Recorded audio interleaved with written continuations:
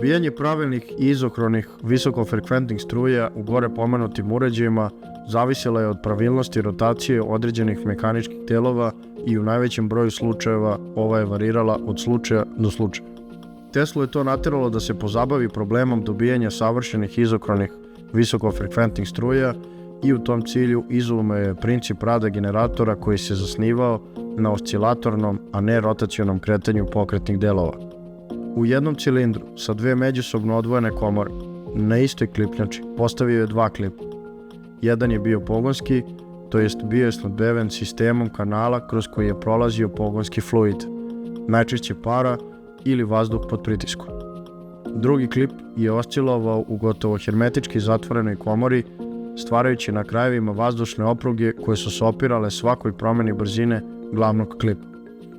Na vrhu klipnjače postavljao bi namotaje koji su oscilovali između elektromagneta i tako dobijao struje relativno malih frekvencija, do 5 kHz, ali izuzetne pravilnosti, što je bilo od velikog značaja u eksperimentima povezanim sa problemima rezonance.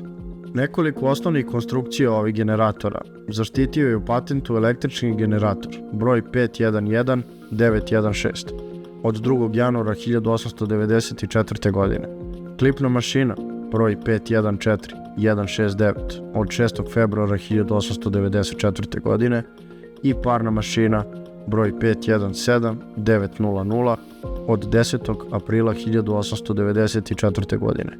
U praksi je razvio veći broj uređaja sa kojima je eksperimentisao do 1895. godine, kada su u požaru u njegovoj laboratoriji bili uništeni. Zahvaljujući Thomasu Martinu i njegovoj knjizi The Research, Inventions and Writings of Nikola Tesla, poznat je izgled i osnovne osobine ovih mašina. Na svetskoj izložbi u Čikagu, avgusta 1893. godine, održao je predavanje o mehaničkim i elektromehaničkim oscilatorima, u kome je naučnoj javnosti preneo rezultate svog dotadašnjeg rada.